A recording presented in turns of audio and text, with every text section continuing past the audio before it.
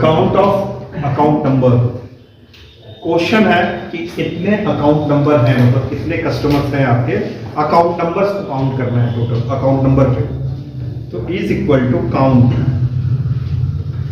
Count एक formula होता है जो न्यूमेरिक सेल्स को काउंट करता है, मतलब जितने सेल्स में नंबर है, मतलब जो मैंने इतना एड्रेस दिया है तो जितने में नंबर्स हैं तो न्यूमेरिकल सेल्स को काउंट करके बताएगा टोटल कितने अकाउंट नंबर है इसमें, 87।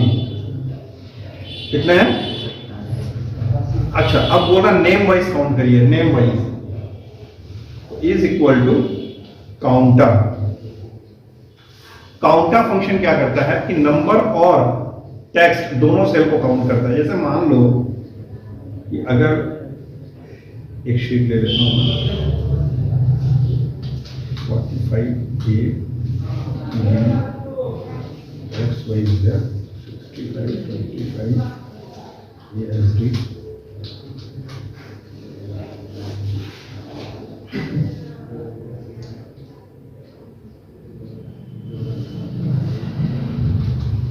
अगर मैं is equal to count formula लिखता हूं और इसमें इन सारे का एड्रेस दे देता हूं और एंटर करता हूं तो रिजल्ट देखो कितना आ रहा है, 4। क्यों 4 आ रहा है? क्योंकि 4 ही न्यूमेरिकल सेल है इसमें। न्यूमेरिकल सेल मतलब, न्यूमेरिकल सेल का मतलब जिन सेलों में नंबर हो केवल, तो ऐसे सेल कितने हैं? केवल 4। लेकिन मैं काउंटर से करता हूं, देखिए इज इक्वल टू काउंटर। तो काउंटर का काम होता है कि काउंटर नंबर और टेक्स्ट दोनों सेलों को काउंट करता है। या ये लीजिए, 4 में नंबर है और 6 में टेक्स्ट है, मतलब नंबर एंड टेक्स्ट दोनों को काउंट करता है। ठीक है, नहीं समझना? सीट 1 में आइए, count of customer name is equal to counter. Customer name को सेलेक्ट करिए। खाली है, जो खाली है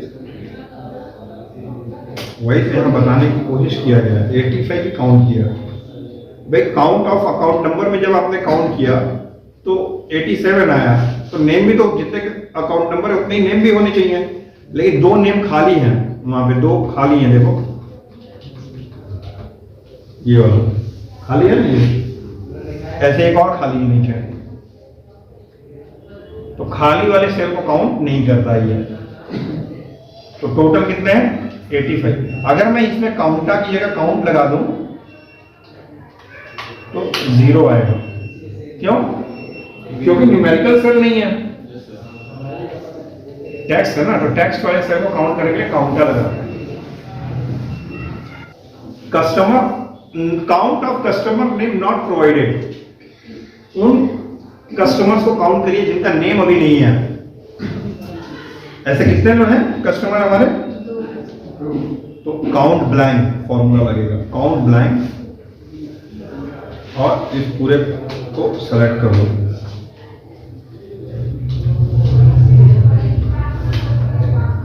तो 2 ब्लैंक सेल को काउंट करना है तो काउंट ब्लैंक फॉर्मूला लगता है। कोई डाउट? नहीं समझ में आया ना? पक्का? ठीक है ना? Net balance. अब देखो मेरे पास यहाँ पे बहुत सारे टाइप के अकाउंट है, करंट, एफडी, रिकरिंग, सेविंग। सब लोग जानते हो करंट, एफडी, रिकरिंग, सेविंग, इनका मतलब? रिकरिंग बैंक जो होता है, बैंक क्या है? बैंक एक ऑर्गेनाइजेशन है जो लोगों को एक फैसिलिटी देता है कि आप अपने पैसे हमारे यहाँ सेफली जमा करके रखिए। ठीक है, हम आपको जमा पैसे पे इंटरेस्ट देंगे। ठीक है, आप ट्रांजेक्शन करने में आसानी रहेगी। तो बैंक का ये काम है। तो बैंक में जो कस्टमर अकाउंट खुलवाते हैं तो वो 4 तरह की डिपॉजिट अकाउंट खुलवा सकते हैं। वो कस्टमर के चॉइस पे होता है। एफडी मतलब होता है फिक्स डिपॉजिट, करंट मतलब होता है चालू खाता, सेविंग मतलब होता है बचत खाता, और एक होता है रिकरिंग अकाउंट। या रिकरिंग डिपॉजिट, इसको पढ़ा ऐसे जाता है, देखो इसको पढ़ा जाता है fix deposit account, fix deposit account, current account, saving bank account, और चौथा जो होता है रिकरिंग डिपॉजिट अकाउंट, जिसको आप लोग आरडी के नाम से जानते हो। आरडी सुना होगा, आरडी में ये होता है कि डेली आप पैसा को जमा कर सकते हो। एक्चुअली आरडी पहले मंथली हुआ करती थी। ये हाउस वाइफ को ध्यान में रख के आरडी अकाउंट बैंक में लाया गया था सिस्टम कि महिलाएं आरडी खुलवा लें हर महीने की 500 रुपए की, 1000 रुपए की, जितनी उनकी मतलब है, जितने का वो चाहते हैं। तो हर महीने अपनी छोटी छोटी बचत को, मतलब रोज की बचत करके महीने में 500-1000 रुपए की आरडी लोग महिलाएं खुलवा लेती थी और हर महीने जमा करती थी। अब तो डेली वाली भी आरडी हो गई, डेली जमा करिए, तो रिकरिंग डिपॉजिट उसको बोलते हैं। ठीक है, रिकरिंग डिपॉजिट आरडी। तो अब नॉर्मल जैसे लोग हैं, साधारण लोग जाते हैं तो सेविंग अकाउंट खुलवाते हैं, सेविंग बैंक अकाउंट। बिजनेसमैन जाते हैं तो करंट बैंक अकाउंट खुलवाते हैं। बिजनेसमैनों के लिए करंट होता है अकाउंट, वो सेविंग नहीं खुलवा सकते। तो सर सेविंग और वो तो सेम ही हो जाएगा ना, रिकरिंग? नहीं, रिकरिंग अलग चीज है। रिकरिंग में थोड़ा इंटरेस्ट रेट ज्यादा होता है। इसमें कंडीशंस होती हैं कि अगर आपने साल 2 साल के लिए खुलवाया है तो आप बीच में पैसा निकाल नहीं सकते जब तक कि वो पूरा ना हो जाए। लेकिन सेविंग में आप पैसा जमा कर सकते हैं, आवश्यकता पड़ने पे निकाल भी सकते हैं।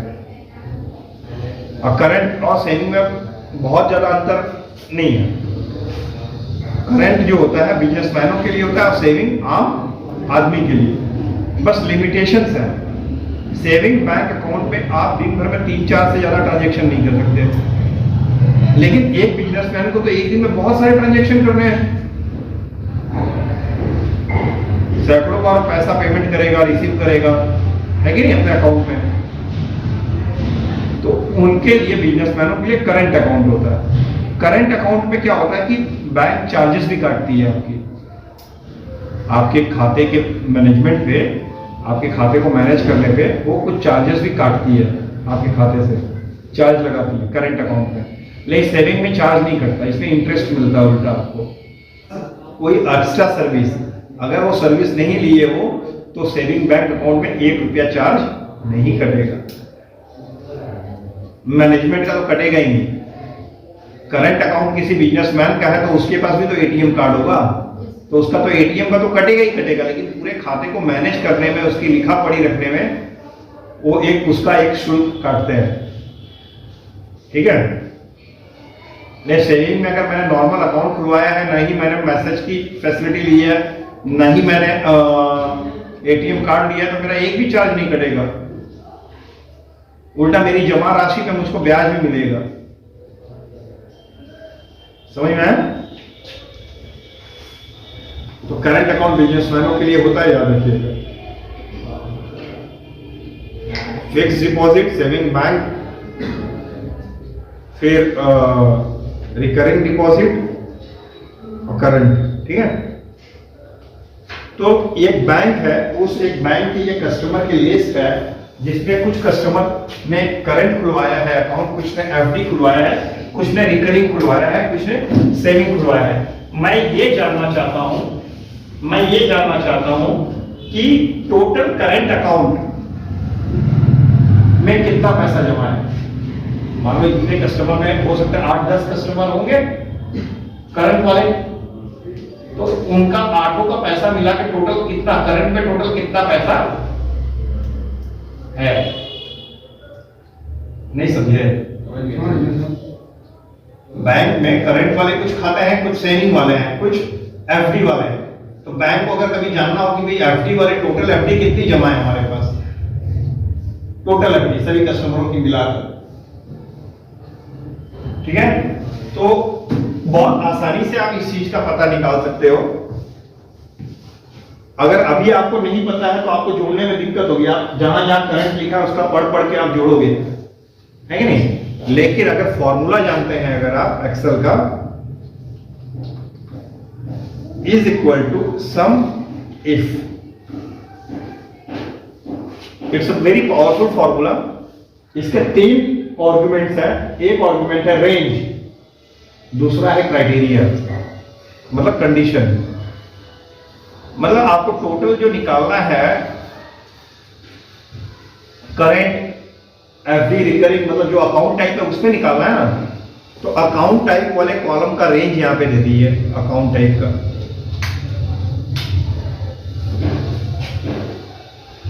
अच्छा, अब अकाउंट टाइप वाला जो रेंज आप देखे हो ये तो फिक्स है ना बच्चे, यस सर। ये चेंज हो सकता है क्या? चेंज नहीं होना चाहिए ना। बे खींचेंगे तो एड्रेस चेंज होगा तो नीचे खिसकते जाएगा अकाउंट टाइप। इसको लॉक करेंगे तो उसको लॉक करना पड़ेगा। लॉजिकल सोचो, नहीं करेगा नीचे नीचे जाएगा तो current account, FD account quantity कम होती जाएगी ना, नीचे ब्लैंक में चला जाएगा। रैंक वाले में याद करिए, यस सर। तो इसको हम लॉक करेंगे F4। अच्छा, कंडीशन, हमें कंडीशन देना है कि हमें किसका निकालना है। तो या तो मैं यहाँ करंट हाथ से लिख लूं या तो यहां लिखा है मैं इसको सेलेक्ट कर लूं।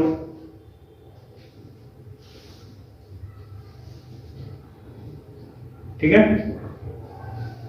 अच्छा, मुझे इसके बाद एफडी, रिकरिंग, सेविंग का निकालना है ना। तो मैं खींचूं तो एफडी का आ जाए, रिकरिंग का और सेविंग का। तो ये I3 को आप लॉक नहीं करेंगे, इसको ऐसे ही रहने दो, क्योंकि नीचे खींचेंगे तो I3 बदल के I4 हो जाएगा, यानी यहाँ पे एफडी हो जाएगा। तो एफडी का टोटल आ जाएगा यहाँ। फिर नीचे खींचेंगे रिकरिंग वाला, रिकरिंग का आ जाएगा यहाँ से, तो इसलिए इसको लॉक नहीं करेंगे। कॉमा, अब आपने अकाउंट टाइप में बता दिया कि इसको खोजो। अगर ये मिलता है तो क्या उसका सम करना है, कौन सा रेंज? बैलेंस, उसका बैलेंस सम करना है। तो बैलेंस को भी लॉक कर दिए, नहीं करोगे लॉक तो खींचोगे नीचे तो वो भी एक एक आगे बढ़ जाएगा ना, गलत टोटल आएगा। समझो इस चीज को, सेल रेफरेंस पढ़ाया है मैंने इसमें 3 में से बीच वाला आर्गुमेंट छोड़ के बाकी दोनों को लॉक किया है, क्योंकि वो दोनों रेंज फिक्स है मेरी। ये फिक्स नहीं है, ये फिक्स नहीं, क्योंकि खींचेंगे तो एफडी का आना चाहिए, फिर रिकरिंग का आना चाहिए।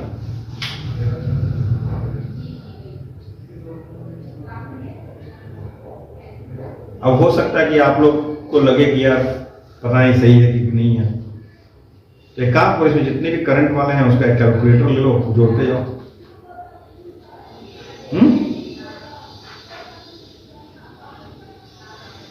ठीक है ना? कोई डाउट? या मैं डेटा में जाता हूं, आपको प्रूफ कर देता हूं। A to Z account type वाले पे रखा हूं, यह है अकाउंट टाइप में, और A to Z में अरेंज करवा देता हूं। तो सारे करंट का रिकॉर्ड एक तरफ आ गया ना। तो अब करंट वाले का ये नंबर सेलेक्ट करो, कितना आ रहा है, कहां तक है, यहां तक है। कितना टोटल है? 1,59,300 है ना। देखें करंट वाले का हमारा कितना आया था, 1,59,300 आया था। सही है ना? कोई दिक्कत? सम इफ फॉर्मूला आसान है। अगला account type, number of account count करना है। करंट के खाते कितने हैं, कितने एफडी है, मतलब मेरे बैंक में करंट वाले कितने खाते हैं, फिक्स डिपॉजिट वाले कितने हैं, रिकरिंग वाले कितने हैं, सेविंग वाले कितने हैं। तो भाई काउंट करने के लिए फॉर्मूला क्या है, काउंट। लेकिन यहां कंडीशन की बात आ गई ना, तो यहां लगेगा काउंट इफ, काउंट इफ। क्या लगेगा, काउंट इफ। तो रेंज दे दिए यहां पे, रेंज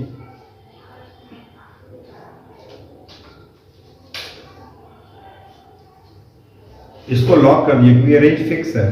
कॉमा, किसका देखना है उस रेंज में, काउंट का गिनना है ना। अकाउंट टाइप वाला रेंज दे दिया, इसको लॉक कर दिए, और उस रेंज में किसको गिनना है, करंट को। तो करंट को लॉक नहीं करना, क्योंकि मैं खींचूं तो एफडी का भी काउंट कर ले, इसका भी कर ले। समझ रहा, समझ में आया?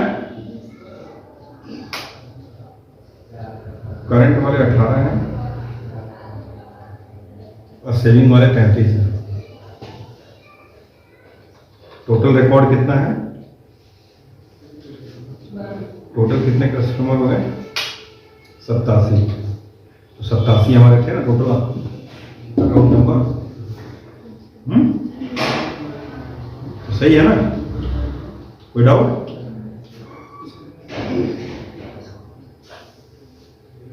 बोलो भाई, क्लियर?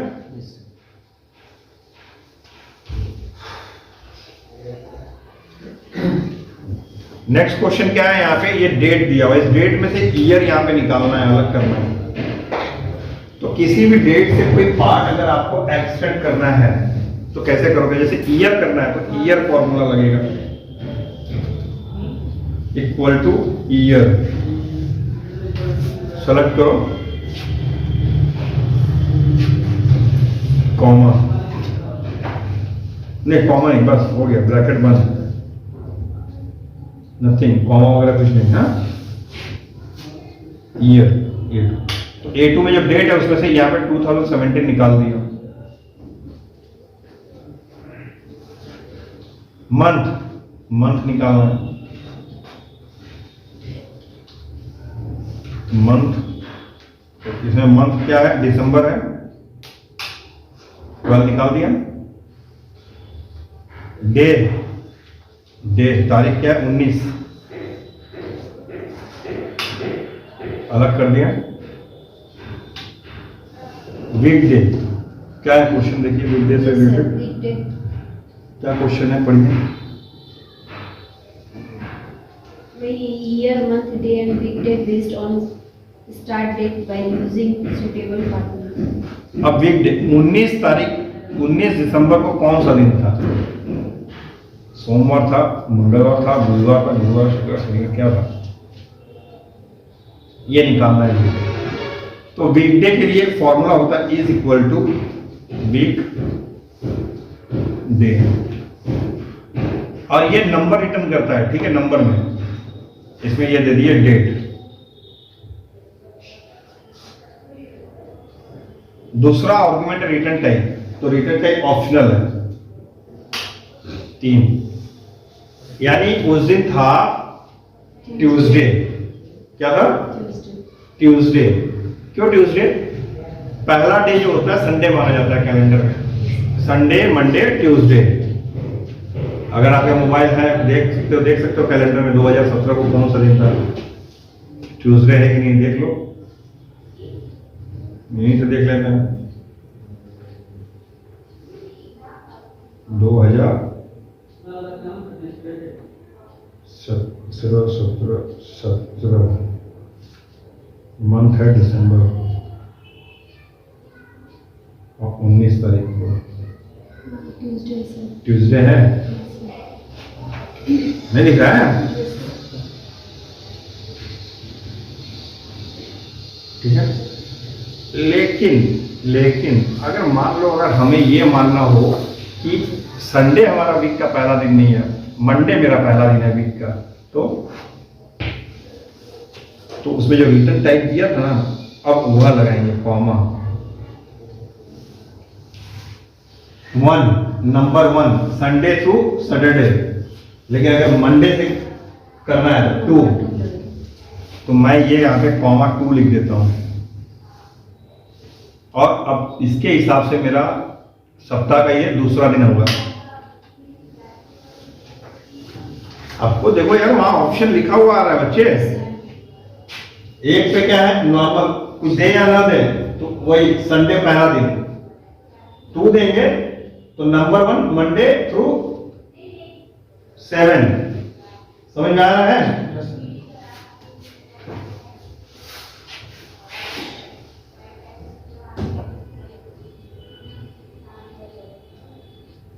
फोर्टीन दूंगा तो थर्सडे से लेगा, थर्सडे से 7वां दिन कौन सा होगा, वेडनेसडे होगा। तो ये आपकी मर्जी है, आपको कैसे मान के चलना है। अगर वीक का पहला दिन फ्राइडे होगा, अगर वीक का पहला दिन फ्राइडे होगा, तो 19 दिसंबर को कौन सा ये होगा,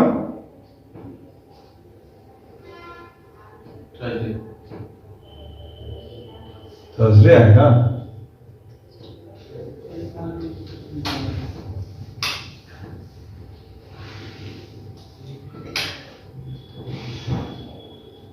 पांचवा दिन, तो शुक्रवार, शनिवार, रविवार, सोमवार, मंगल ही आएगा ना कैसे?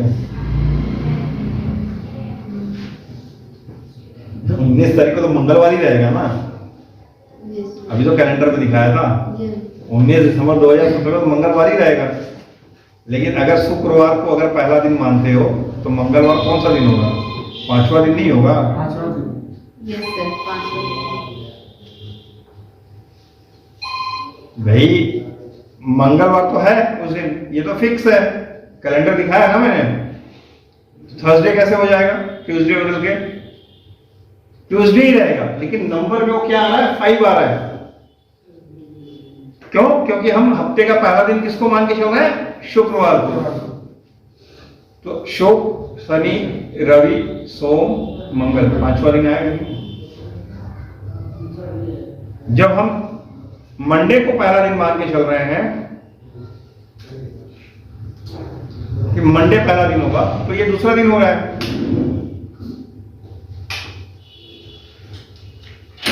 तो उसे आप शुक्रवार को मान रहे हैं तो पांचवा दिन होगा, जाहिर सी बात है। ठीक है, एंड डेट क्या बोला है? अगला क्वेश्चन,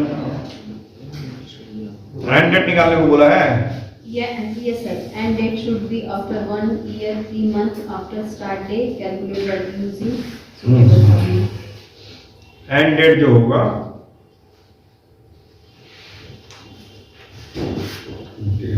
डेट के अंदर ये ईयर आपने निकाल ही रखा है। Yes, sir. अगर आपने ईयर नहीं निकाला होता तो ईयर लिखकर ब्रैकेट में इसको लेते और प्लस कितना साल? 1 साल। Yes, sir. 1 year, 3 months. 1 साल ना, Yes, sir. फिर कॉमा MONTH मंथ, फिर उसी डेट को सेलेक्ट किए प्लस कितना 3 कॉमा डे भी बोला है नहीं सर, डे नहीं बोला है। तो डे वही रहने दीजिए। From start date.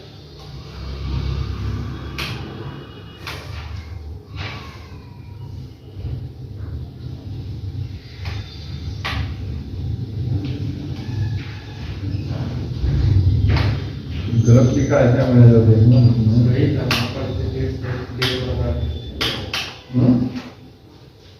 सही था ना? बस यहाँ पे फॉर्मेट में जाकर होम में फॉर्मेटिंग में सॉरी यहाँ पे जनरल में यहाँ पे फॉर्मेट नंबर फॉर्मेट डेट दे दो। अच्छा सेलेक्ट नहीं किया था मैंने। अब डेट देख लीजिए, क्या 1 साल जितना महीना बोला है उसके बाद की तारीख आ रही है कि नहीं? Yes, sir. आ रही है। Yes, sir. पूरे को सेलेक्ट करिए।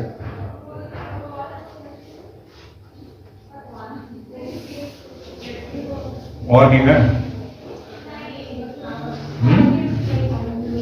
Sheet 1 में। हो गया ना?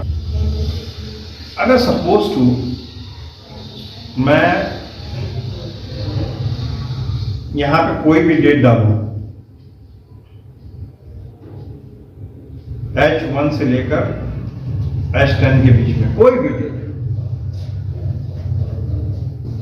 वो ले ले, लेकिन शनिवार या इतवार की डेट ना ले।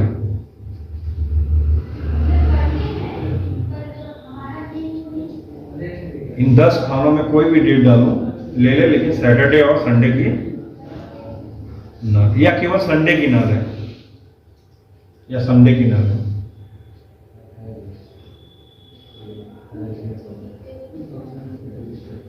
ये मैंने बता रखा है आपको। अगर कोई चीज फिक्स करनी होती है, अगर कोई चीज आपको फिक्स करनी होती है कि क्या लेना है वहां क्या नहीं लेना है, तो डेटा में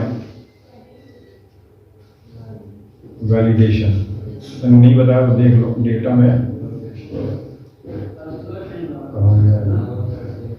ये है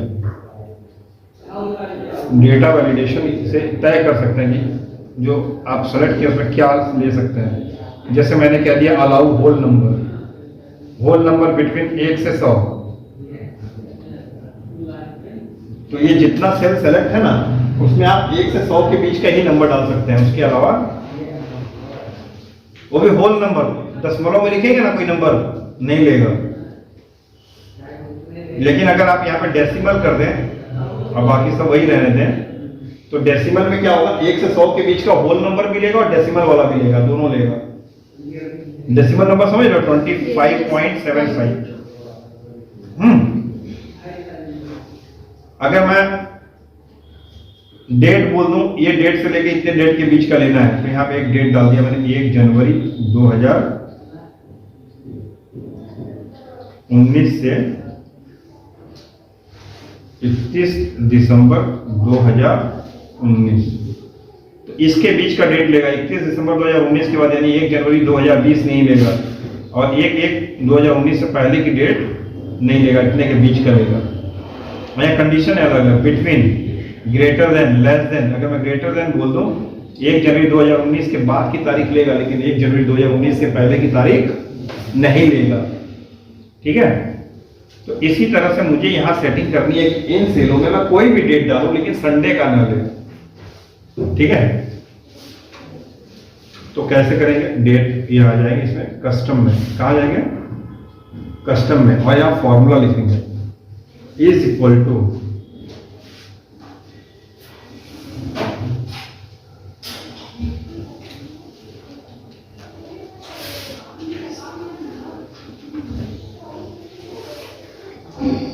चेक करवाएंगे हम वीक डे। याद करिएगा ऑर्डर नंबर वाला किए थे कि ऑर्डर नंबर हम जो डाल दिए हैं दोबारा ऑर्डर नंबर ना ले। एक एग्जांपल बताया था मैंने आपको पिछली बार। याद करिए, एक बार जो डाल दिए नंबर वो नंबर दोबारा ना ले। तो इसी कमांड से बताया था ना, याद है, काउंट इफ से, काउंट से वीक डे। तो उसी तरह वीक डे में इसको ले लिया मैंने H1 को। लॉक मत करिए क्योंकि जब नीचे फिर H1 तो H2 के लिए भी लागू करना है, H3 के लिए भी करना है ना, तो हर बार नीचे नीचे बदलेगा ना एड्रेस। लॉक कर देंगे तो H1 बदलेगा नहीं। अब उसको मान लो जो भी डेट है तो हम कह देते हैं भैया मान लो पहला दिन, हम मान के चलते हैं कि मंडे पहला दिन है वीक का, तो उसके क्या लगाता है, 2 लगाता है ना, 2 लगाता है ना। अभी तो बताया था मंडे रहेगा तो मंडे को अगर पहला डेट मानना है तो 2 आर्गुमेंट है। 1 पे तो पहला दिन संडे मान लेगा।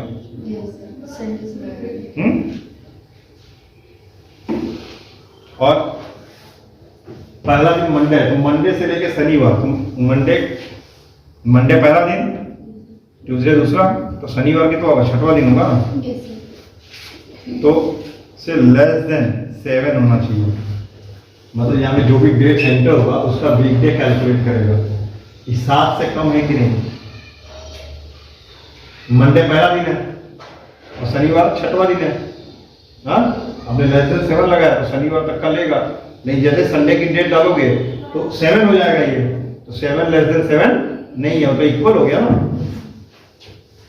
देखिए, ओके, अब मैं यहाँ पे डेट डालता हूँ। आज जैसे कल संडे थी ना, आज की क्या डेट है, 14 Feb 2022 ले लिया। कल की डालता हूँ 13 Feb 2022 नहीं,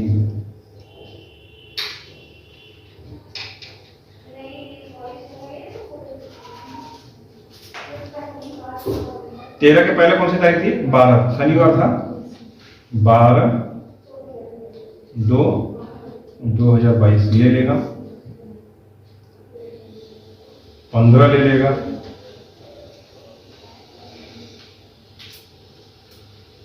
16 ले लेगा। नेक्स्ट संडे अब कब आएगा, 20 को, तो 20 फरवरी 2000 संडे की तारीख नहीं देगा, तो है ना बढ़िया। तो तो अगर हम कोई चीज ऐसा बना रहे हैं एक्सेल शीट, तो उसमें अगर ये चीज सेट कर दें तो किसी यूजर से गलती से भी गलत डेट नहीं पड़ेगी। है कि नहीं? अक्सर लोग कहीं डेट्स लिखने होते तो लोग कंफ्यूज रह जाएंगे, यार कहीं गलती संडे का डेट ना डाल दें। नहीं समझ में आया? हमने यहाँ पे एक रूल सेट किया है कि भैया जो भी मैं डेट डालूं वो डेट लेस देन 7 हो। पहला दिन मंडे है, Yes, sir. तो मंडे से शनिवार 6 तक ही ले, 7वां लेस देन 7 में। आज समझिए। अच्छा, मुझे ये जानना है कि भाई इस डेट को कौन सा दिन था। तो आपने कैलेंडर से देखा ना, तो इक्वल टू टेक्स्ट फॉर्मूला लगा दिए। ये भी शायद एक बार बता चुका हूं मैं। वैल्यू 2 आर्गुमेंट है, वैल्यू में डेट ले लिया, कॉमा उसकी फॉर्मेट, उसका सजावट क्या होगा, तो डे पता करना है ना, तो इन्वर्टेड कॉमा में डी डी डी। 3 बार डी लिखेंगे तो क्या होगा मालूम है? MONTUE WED THU 3 लेटर में आएगा। दिखा देता हूं। ट्यूसडे था कि नहीं था? Yes, sir.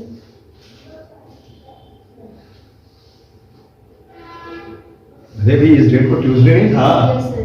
दे रहे तो है। अगर पूरे में लिखना है तो 4 बार डी दे देंगे, पूरा आएगा ट्यूसडे, पूरा लिखना। कुछ नहीं, सिंपल सा फॉर्मूला। टेक्स्ट में डेट दे दीजिए, कॉमा उसका फॉर्मेट दे दीजिए, उस तारीख पे क्या सप्ताह का दिन था वो आ जाएगा।